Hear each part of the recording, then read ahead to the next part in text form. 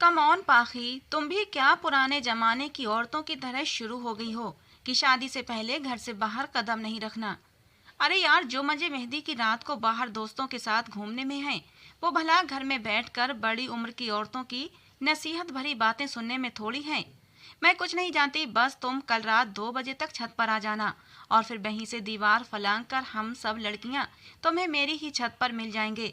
वहीं से हम गाड़ी में बाहर जाएंगे, आइसक्रीम खाएंगे और खूब इंजॉय करेंगे, ताकि ये रात हमारे लिए यादगार रहे। मेरी दोस्त सुनीता मेरी दोस्त ही नहीं बल्कि मेरी कजिन भी थी। पूरा बचपन हमारा एक साथ ही गुजरा था। मोहल्ले में रहने वाली बाकी सारी लड़कियां भी आपस में बहुत अच्छी दोस्त थीं। उनमें से कुछ की शादियां भी हो चुकी थीं और जिसकी भी शादी होती थी, हम मेहंदी की रात ऐसे ही उसे अपने साथ ले जाते, आइसक्रीम खाते और खूब ढेर सारी मस्ती करके वापस आ जाते थे, ताकि ये रात हमें हमेशा याद रहे। लेकिन मेरी फैमिली बहुत ज़्यादा एडवांस सोच नहीं रखती थी, इसलिए मेरी माँ ने तो शादी के 15 दिन पहले ही मुझ पर पाबंदियां लगा दी थीं कि खबरदार, जो तुमने बाहर जाने का नाम भी लिया, ये सब शादी से पहले ठीक नहीं होता। बल्कि मेरी माँ ने तो मुझे कमरे से भी बाहर नहीं निकलने दिया था।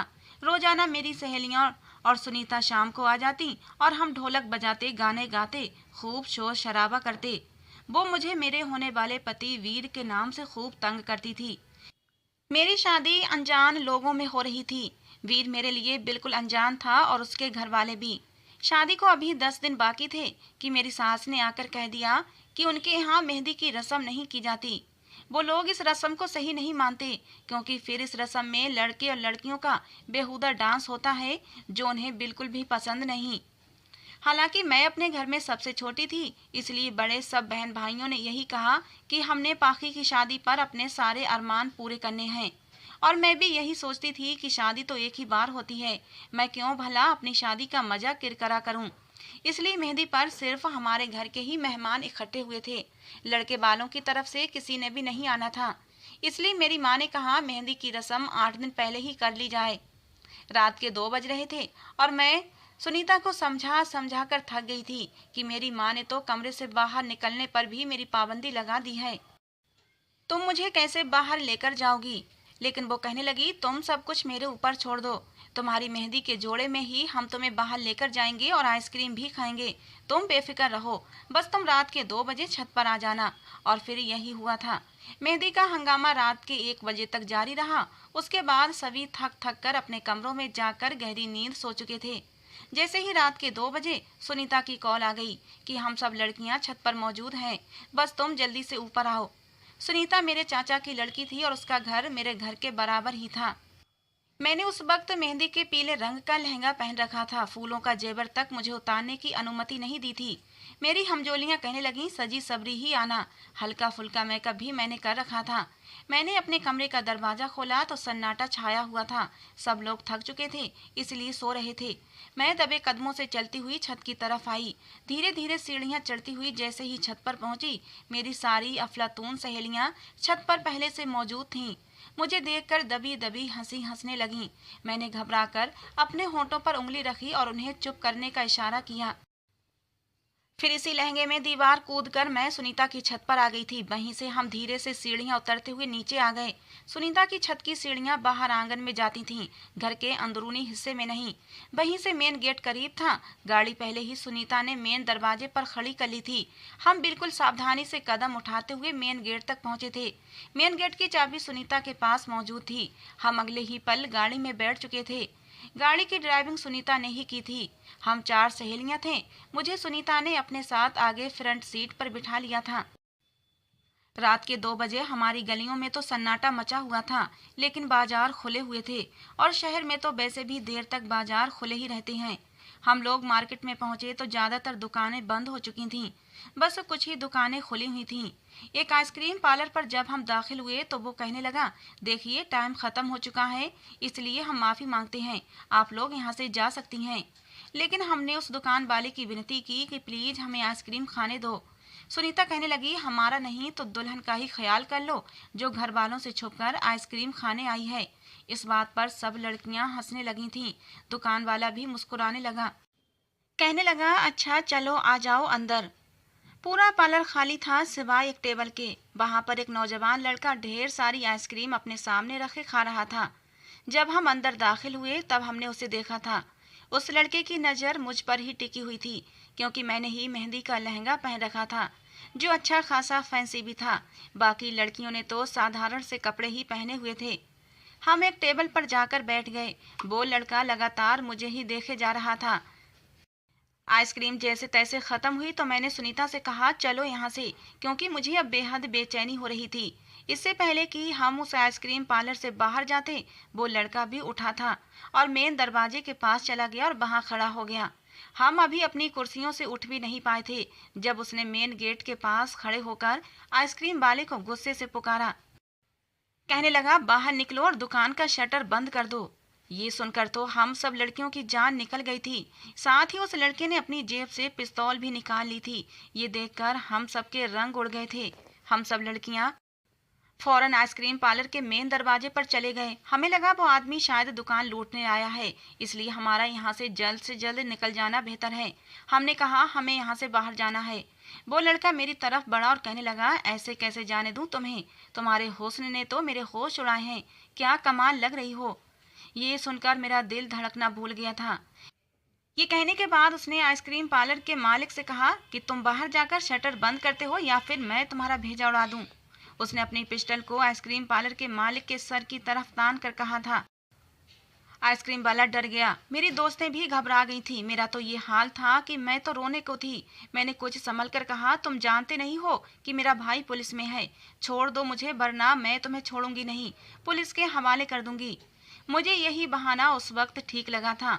ये सुनकर वो नौजवान हैरत से मुझे देखने लगा।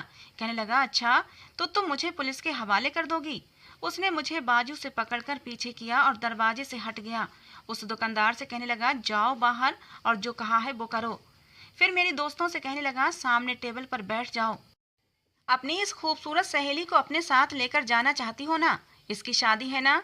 इसे मैं बताता हूँ कि शादी वाले दिन सुहागरात कैसे मनाई जाती है। ये सुनकर मेरी जान लबों पर आई थी। मेरी दोस्त भी उससे कहने लगी कि भगवान के लिए हमें जाने दो, हम तुम्हें अपना मोबाइल और पर्स में जितने भी पैसे हैं वो सब देने को तैयार हैं। वो कहने लगा, पैसा नहीं चाहिए, ये लड़की चाहिए। मैंने उसके सामने हाथ जोड़ दिए। मैंने कहा, मुझे जाने दो, तुम्हें भगवान का डर नहीं है जो तुम ये पाप कर रहे हो। देखो, मुझे बर्बाद मत करो, मेरी शादी होने वाली है। ये सुनकर वो हंसने लगा। कहने लगा, क्यों, क्या होने वाला पति डीएसपी नहीं है? मुझे जेल की सलाखों के पीछे नहीं करवाओगी? वो एक कदम मेरी तरफ बढ़ा था और मैं डर के मारे कांप रही थी। कहने लगा, अब तो मुझे जिद हो गई है, मैं भी देखना चाहता हूँ ये लड़की मुझे कैसे पुलिस तक पहुँचाती है। मैं इसे किसी भी कीमत पर नहीं छोड़ूंगा। वो अभी बात ही कर रहा था कि जब दुकान का शटर बंद हुआ था। मेरी दोस्त हाथ जोड़कर उस लड़के से कहने लगी, हमें जाने दो। तो उसने बंदूक उनकी तरफ तानी और कहने लगा, ज़्यादा बकवास की ना तो तुम लोगों को गोली मार दूंगा। चुपचाप जाओ और टेबल पर बैठ जाओ। वो तीनों चुपचाप कोने में बने केबिन में चली गई थीं। वो लड़का मेरी तरफ बढ़ रहा था। मैंने कुर्सी उठाई और उसको मारने की कोशिश करने लगी, लेकिन उसने कुर्सी को पकड़कर एक तरफ फेंक दिया। कहने लगा, अगर तुमने कोई भी बदतमीजी करने की कोशिश की तो याद रखना, तुम्हारी इज्जत की अर्थी निकाल कर रख दूंगा। तुम्हें सुबह होने से पहले नहीं छोड़ूंगा, लेकिन अगर तुमने मेरी बात मान ली तो मैं तुम्हें जल्दी ही छोड़ दूंगा और तुम वापस अपने घर चली जाना और शादी मनाना। उसके शब्दों से और उसके अंदाज से लग रहा था जैसे वो नशे में है। कहने लगा, किसी को कानो कान खबर नहीं होगी। लेकिन मुझे ये बात मंजूर ही नहीं थी। मैं कैसे कोई पाप कर सकती थी? मैंने कहा, तुम मुझसे दूर रहो, मैं तुम्हें जिंदा नहीं छोड़ूंगी। मैं तुम्हें पुलिस के हवाले कर दूंगी। पूरी जिंदगी हवालात के अंदर सड़ते रहोगे। लेकिन उस आदमी ने बड़ी बेदर्दी से मुझे अपनी हवस का निशाना बनाया था। मेरा चीखना, चिल्लाना और मेरी दोस्तों की सिसकियां बस मुझे यही आइसक्रीम पार्लर में सुनाई दे रही थीं। अपनी ख्वाहिश पूरी करने के बाद वो लड़का कहने लगा, अगर तुम ये सब कुछ शराफत से करने देती तो मैं तुम्हें छोड़ देता, लेकिन अब मैं तुम्हारी कमर पर कुछ ऐसी निशानी लगाऊंगा कि तुम्हारा पति शादी की रात ही उसे देखकर तुम्हारी हकीकत जान जाएगा। ये कहने के बाद उसने अपनी जेब से कोई नुकीली चीज निकाली थी। मैं उस वक्त वैसे भी बिल्कुल बेजान हो चुकी थी। उस आदमी ने मुझे अपने जुनून का निशाना बनाया था। मेरे अंदर इतनी हिम्मत ही नहीं थी कि मैं अपना बचाव कर सकती। उसने मेरी कमर के निचले हिस्से पर न जाने क्या लिखा था कि मैं दर्द से बिलबिला उठी थी। उसके बाद वो मेरी दोस्तों से कहने लगा, जाओ ले जाओ इसे। मेरी दोस्त मुझे गाड़ी तक लेकर गई थी। मुझे यहाँ आने पर अब पछतावा हो रहा था। काश कि मैंने अपनी माँ की बात न टाली होती, अपने दोस्तों की बात न मानती, रात के समय अपनी मेहंदी के जोड़े में बाहर न जाती।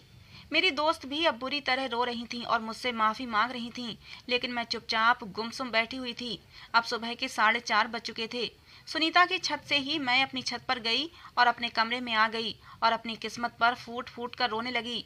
मेरे दिल से अब उस लड़के के लिए बद्दुआएं निकल रही थीं, लेकिन कसूर तो मेरा भी था। मुझे इस समय जाना ही नहीं चाहिए था। सुबह तक मुझे तेज बुखार हो चुका था। मेरी माँ ये सब देखकर परेशान हो गईं। उन्हें लगा बुखार की वजह से मेरी ये हालत हुई है। ये दिन मेरे बड़े ही तकलीफ में गुजरे थे। सुनीता ने कहा था कि तुम किसी से कुछ मत कहना, किसी को कुछ भी पता नहीं चलेगा, और वैसे भी कुछ ही दिन में तुम्हारी शादी हो जाएगी। लेकिन भला मैं ये बात अपने पति से कैसे छुपा सकती थी? और फिर मेरी इज्जत दागदार करने के बाद उस आदमी ने न जाने मेरी कमर पर क्या लिखा था कि मेरा पति शादी की पहली रात ही मेरी हकीकत जान जाता। मेरी शादी होने वाली थी, लेकिन मेरी रंगत बिल्कुल पीली पड़ चुकी थी। मैं हर वक्त रोती रहती थी। मेरी माँ मुझसे मेरे रोने की वजह पूछती तो मैं कह देती कि आप लोगों से जुदा होने का गम है। लेकिन गम तो कुछ और ही था। मैं जानती थी अगर मेरे पति को पहली रात ही सब पता चल गया तो वो मुझे तलाक दे देगा। फिर मैं अपने घर वालों को क्या जवाब दूंगी?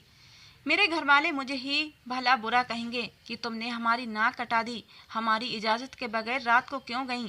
हालांकि मेरी दोस्तों का यही प्रोग्राम रहा कि शादी के बाद भी वो रोजाना आती और मेरा दिल बहलाने की कोशिश करती रहीं।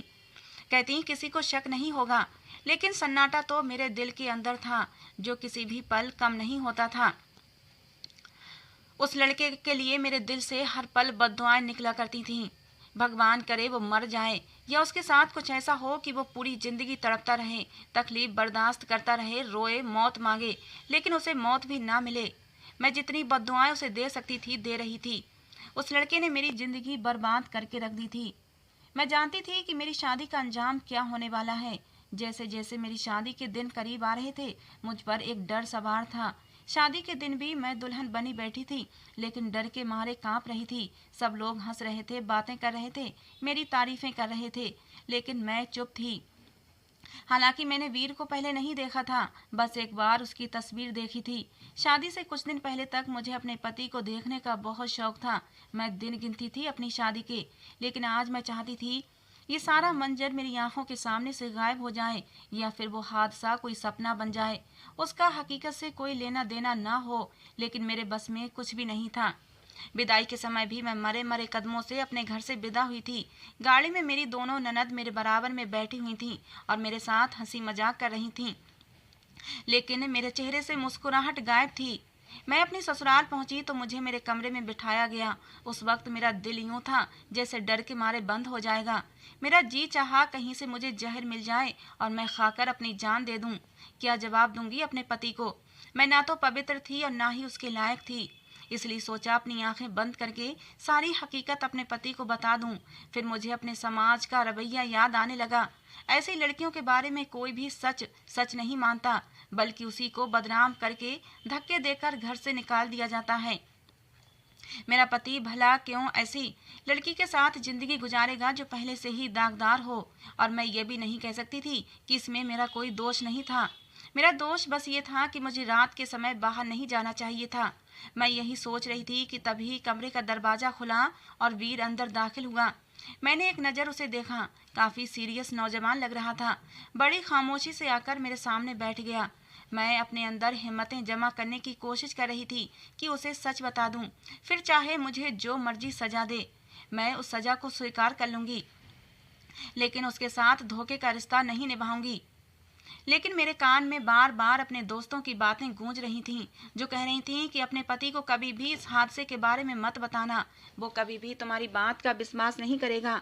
इसे एक हादसा समझकर भूल जाना। हो सकता है कि उसे कभी पता ना चले और तुम्हारी जिंदगी से ये कांटा निकल जाए, लेकिन अगर तुमने उसे सच बता दिया तो मुमकिन ही नहीं कि तुम्हारी जिंदगी में बहार आए। फिर सिवाय उदासी और बदनामी के कुछ नहीं मिलेगा। मेरा मन समझ नहीं पा रहा था क्या करे, क्या सुनीता की बात मान लूं या फिर वो करूं जो मेरा दिल कह रहा है। मेरा दिल कह रहा था कि झूठ मत बोलो, सच बता दो, लेकिन मेरी जबान कुछ भी बोलने के लिए तैयार ही नहीं थी। मेरे दिमाग में सारे शब्द गुड़मुड़ हो चुके थे। लगता था कि मेरे पास कहने के लिए शब्द ही नहीं बचे। क्या कहती, कहाँ से शुरू करती। मैं अपनी सोचों के ताने बाने बुन रही थी जब मेरे ठंडे हाथ पर वीर के गर्म हाथ पड़े थे। मैं एकदम से चौंक गई थी। मुझे समझ नहीं आ रहा था क्या करूं। उसने मेरा हाथ थामा और अपने होठों पर लगा लिया। कहने लगा, जब तुम्हारी तस्वीर देखी थी तो तुम मुझे बहुत अच्छी लगी थी। फिर तुम्हारे बारे में जब मेरी बहनों ने मुझे बताया तो मैं जाने अनजाने तौर पर तुमसे मोहब्बत करने लगा था। कुछ हमारे रिश्ते का भी असर है कि मेरा दिल तुम्हारी तरफ खींचने लगा। कुछ तुम मेरी आइडियल भी थी, इसीलिए मैं तुम्हें पसंद करता हूँ। ये कहते हुए उसने मुझे मुंह दिखाई की अंगूठी पहनाई थी। कहने लगा, मेरी ख्वाहिश है कि तुम ये अंगूठी कभी मत उतारना। वो जैसे जैसे बोल रहा था मेरा दिल ऐसे लग रहा था जैसे कोई मुट्ठी में दबोच रहा है। मेरा पति मुझसे मोहब्बत करता था और हर औरत की तरह मैं भी यह चाहती थी कि मेरे पति की मोहब्बत में कमी न आए। लेकिन अगर मैं उसे सच बता देती तो वो यकीनन उसका व्यवहार मेरे लिए बदल जाता। वो मुझसे प्यार मोहब्बत की बातें कर रहा था, लेकिन मेरा दिमाग कुछ और ही सोच रहा था। धीरे धीरे उसने मेरी ज्वेलरी उतारना शुरू की, लेकिन ऐसे मौके पर भी मेरे चेहरे पर कोई मुस्कुराहट नहीं थी। उसने लाइट बंद की और नाइट बल्ब जला दिया, लेकिन इस हल्की रोशनी में भी मुझे लगा कि जैसे मेरा राज अब खुल जाएगा। हालांकि वो मुझे धीरे धीरे अपने प्यार का विश्वास दिला रहा था। कहने लगा, शादी का रिश्ता सदियों से चला आ रहा है। ये बहुत ही पवित्र रिश्ता होता है जो एक अनजान लड़की और लड़के को बेहद करीब ले आता है। मैंने कहा, ये वाली लाइट भी बंद कर दें। कहने लगा, नहीं, इतनी लाइट रहने दो, मुझे बिल्कुल अंधेरे में नींद नहीं आती। लेकिन जैसे ही उसने मुझे अपनी बाहों में लेकर मेरी कमर को छुआ, उसका हाथ उसी जगह लगा जहां मेरा जख्म लगाया गया था। उस गंदे आदमी ने पता नहीं किस चीज से ये निशान लगाया था। जख्म बहुत ही गहरा था और इत्तेफाक ऐसा था कि वीर का हाथ सीधा उसी जख्म पर पड़ा था। जख्म अब भी हरा था और मैं दर्द के मारे एक सिसकारी लेकर रह गई थी। उसने अपना हाथ पीछे किया। कहने लगा, क्या हुआ तुम्हें। मैंने कहा, चोट लग गई थी। मेरी दोस्त मेहंदी के फंक्शन में मेहंदी की प्लेटों में मेहंदी पर मोमबत्तियां लगाए हुए थीं। वो मेरे पीछे ही खड़ी थीं कि अचानक से जलती मोमबत्ती से मेरा लहंगा थोड़ा सा जल गया था और मेरी कमर भी जल गई और ये जख्म लग गया। ये सुनना था कि वीर उठकर बैठ गया। उसने लैंप की रोशनी तेज कर दी। कहने लगा, फिर तो तुम्हें बहुत तकलीफ हो रही होगी। ऐसा करो, तुम कोई भी सादा से कपड़े पहन लो। उतारो इन भारी भरकम कपड़ों को जो तुम्हारे लिए तकलीफ का कारण बन रहे हैं। ये सुनकर मैं घबरा गई थी। मैं उठकर बैठ गई। वो कहने लगा, लाओ दिखाओ जख्म कहाँ है। ये सुनकर मैं और भी ज्यादा डर गई। मैं कैसे दिखा सकती थी। उस लड़के ने यही तो कहा था कि जब तुम्हारा पति देखेगा तो जान जाएगा कि तुम्हारे साथ क्या हुआ है। मेरा दिल बुरी तरह से घबरा रहा था। मैं उठकर खड़ी हो गई। मैंने कहा, मैं कपड़े बदल कर आती हूँ। मैंने जल्दी से अलमारी से सादा सा ड्रेस निकाला और बाथरूम में चली गई। वहां मैं शीशे में अपनी कमर देखना चाही, लेकिन मुझे नजर नहीं आ रहा था कि क्या लिखा है। मैंने कपड़े बदले और बाहर आ गई। मुझे लगा कि तब तक वीर भी भूल जाएगा। मैं दोबारा लेट गई तो वो कहने लगा, लाओ मैं तुम्हारी जख्म पर दवा लगा दूं। फिर साइड टेबल से एक ट्यूब निकाल कर कहने लगा, इससे जले हुए जख्म पर आराम पहुंच जाता है। लेकिन ट्यूब मैंने उसके हाथ से ले ली। मैंने कहा, मैं खुद लगा लूंगी। वो कहने लगा, मैं क्यों नहीं लगा सकता। कहाँ जख्म है, दिखाओ। वहां तुम्हारा हाथ नहीं जाएगा। मैं नहीं चाहती थी वो देखे, क्योंकि उसे देखते ही वो मेरा राज जान जाता। मैं चाहती थी समय जैसे तैसे गुजर जाए तो अच्छी बात है। लेकिन मेरे बार बार कहने पर भी वो नहीं माना। मैंने अपनी आंखें बंद कर लीं और खुद को किस्मत के हवाले छोड़ दिया। मैं जितनी कोशिश कर सकती थी कर ली थी। अब अगर मेरी किस्मत में मेरे घर का टूट जाना ही लिखा था तो मैं क्या कर सकती थी। जैसे ही उसने मेरे कुर्ते को ऊपर किया था, कुछ देर तक वो मेरा जख्म देखता रहा, कुछ नहीं बोला। फिर फौरन से उसने मेरी कमीज नीचे कर दी और वॉशरूम में चला गया। उसने वॉशरूम का दरवाजा बड़े ही जोर से बंद किया था और मेरा दिल ऐसा था कि धड़कना भूल गया था। शायद वो मेरा राज जान चुका था। मुझे वॉशरूम से पानी गिरने की आवाजें आ रही थीं। शायद वो वॉशरूम से आते ही मुझे धक्के मार कर कमरे से निकाल देगा, मेहमानों में शोर कर देगा, मेरे माँ बाप को बुलाएगा और उन्हें अपमानित करेगा।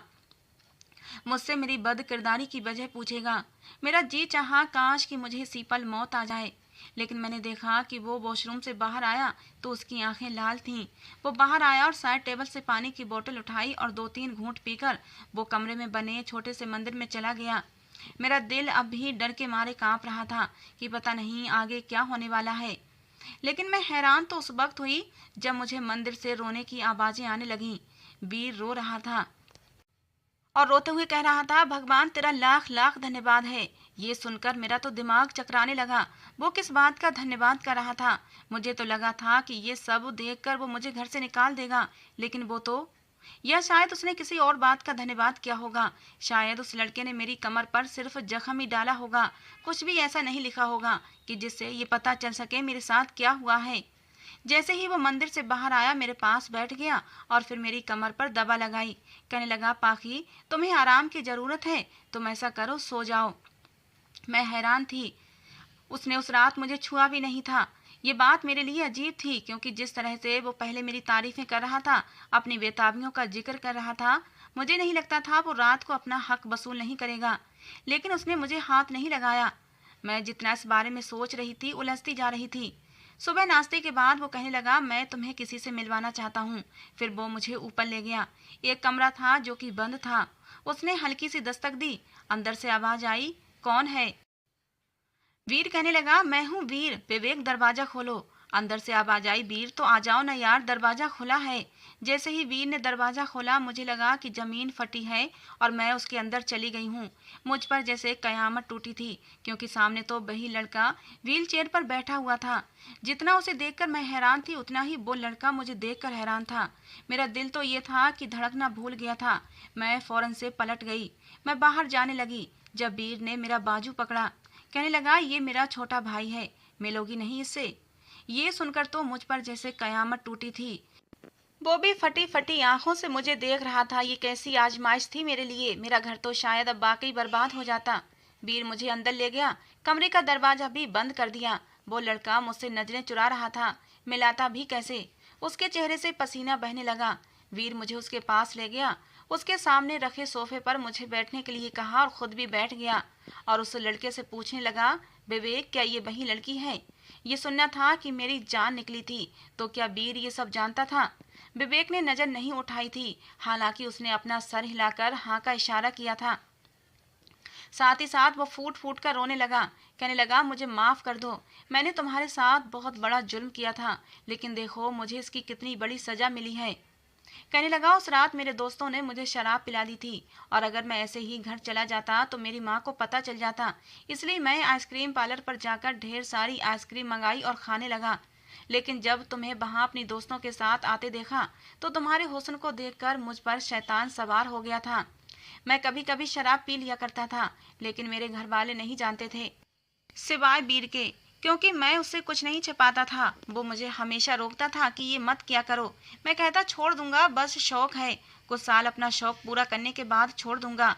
लेकिन तुम्हें देखने के बाद एक तो शराब का नशा, ऊपर से शैतान सवार, फिर तुम्हारी धमकी ने मुझे और भी गुस्सा दिला दिया। मैं तुम्हें वहां आइसक्रीम पार्लर में बर्बाद करने के बाद जब अपनी बाइक पर सवार होकर घर आ रहा था तो रास्ते में मेरा एक्सीडेंट हो गया और मैं हमेशा हमेशा के लिए अपनी एक टांग खो चुका हूँ। ये कहकर वो फूट फूट कर रोने लगा। कहने लगा, मैंने वीर से कहा कि मुझे उस लड़की की बददुआ लग गई है, मैंने उसके साथ अच्छा नहीं किया। कुछ दिन बाद उसकी शादी थी। अगर उसके पति ने सच जान लिया तो वो उसको छोड़ देगा, उसकी जिंदगी बर्बाद हो जाएगी। बस एक बार मेरी खातिर उस लड़की को ढूंढ लो।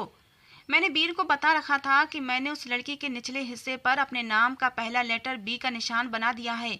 मैं तो बस हैरान सी आंखें फाड़े से देख रही थी। वीर कहने लगा, पाखी जो कुछ हुआ उसमें तुम्हारा कोई दोष नहीं, वो बस एक हादसा था और तुम्हारे साथ गलत करने वाला मेरा ही बेगैरत भाई था। लेकिन ये मेरा भाई है, इसलिए इसे जान से भी नहीं मार सकता। वैसे भी ये आधा मर चुका है, सारी जिंदगी से अपाहिज बनकर गुजारनी है। अगले हफ्ते ही इसकी टांग का ऑपरेशन है और डॉक्टर इसकी टांग काट देंगे क्योंकि पूरी टांग में इन्फेक्शन फैल चुका है। इसलिए मेरी तुमसे विनती है कि तुम इसे माफ कर दो। मैंने कहा, माफ कर दूं? कैसे माफ कर दूं? क्या माफ करना इतना आसान होता है? मैं फूट फूट कर रो रही थी। मैंने कहा, तुम्हें नहीं पता इसने मेरी रूह तक को घायल किया है। मुझे पता होता कि ये तुम्हारा भाई है तो मैं तुमसे कभी भी शादी ना करती। तुम बेशक मुझे छोड़ दो, लेकिन इस आदमी के लिए मुझसे माफ़ी मत मांगो। ये कहकर मैं कमरे से निकल गई थी। तेजी से सीढ़ियां तय करके अपने कमरे में चली आई और रोने लगी। ये कैसी आजमाइश थी। अगर ये वीर का भाई न होता तो क्या वीर मुझे स्वीकार करता। मैं चुपचाप आकर अपने बेड पर लेट गई। दिल कह रहा था कि सब कुछ छोड़ छाड़ कर चली जाऊं।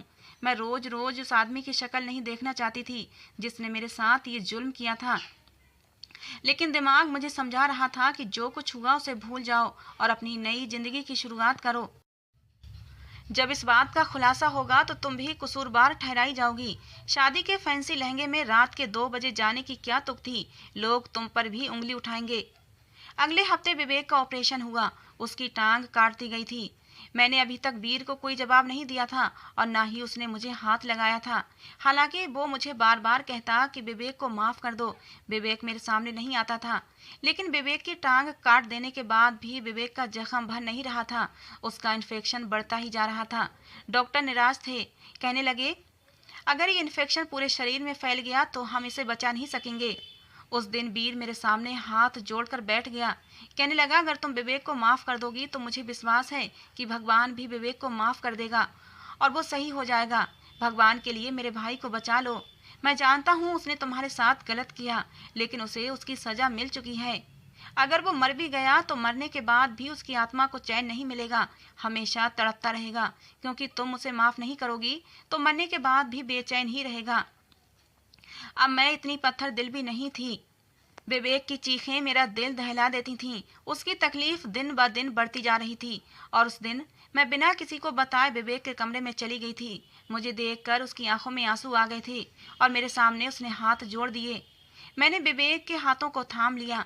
मैंने कहा, विवेक, मैंने तुम्हें माफ कर दिया है। उस रात तुमने जो किया शायद नशे की हालत में किया था, लेकिन मेरी रूह भी तुम्हारी उस हरकत से घायल हो गई थी। लेकिन तुम्हारी तकलीफ को देखकर मैं तुम्हें माफ करती हूँ और भगवान से प्रार्थना करूंगी कि वो भी तुम्हें माफ कर दे और तुम्हारी तकलीफ को कम कर दे। ये कहकर मैं कमरे से बाहर चली आई थी। मैंने भी भगवान के सामने हाथ जोड़कर विवेक की सेहतमंद होने की दुआएं मांगी थीं। तीसरे दिन विवेक अमेरिका चला गया था अपना इलाज करवाने और वहां पर अच्छे से अच्छे डॉक्टर से उसका इलाज कराया गया। कुछ ही दिन में खबर आई थी कि विवेक एकदम ठीक हो गया है और ये खबर सुनकर मेरे दिल को भी सुकून आ गया था। पूरे 2 महीने के बाद वीर ने और मैंने अपनी शादीशुदा जिंदगी की शुरुआत की थी। 6 महीने के बाद विवेक घर आया था। घर वाले उससे मिलकर बहुत खुश हुए थे। किसी को भी उम्मीद नहीं थी कि वो बच जाएगा, लेकिन भगवान के चमत्कार पर सब लोग खुश थे। उसको नकली टांग लगा दी गई थी और वो लंगड़ा कर चलता था। कुछ दिनों में ही उसने एक अनाथ आश्रम खोल लिया था और अनाथ बच्चों और विधवा बेसहारा औरतों को अपने अनाथ आश्रम में सहारा देने लगा था। जब विवेक को ये सब काम करते देखती हूँ तो दिल को सुकून मिलता है कि मैंने सही समय पर उसे माफ करके उसे जीने की एक उमंग दी थी। अगर मैं उसे माफ न करती तो शायद वो अपनी जिंदगी की जंग हार जाता और जहाँ वो आज इतने अनाथ और बेसहारा लोगों की मदद कर रहा है वो नहीं कर पाता। तो दोस्तों, आज की हमारी ये कहानी आपको कैसी लगी जरूर बताना। पसंद आई हो तो प्लीज़ लाइक करना। रोज एक नई कहानी सुनने के लिए हमारे चैनल को भी सब्सक्राइब करना। मिलते हैं दोस्तों अगली किसी नई कहानी के साथ।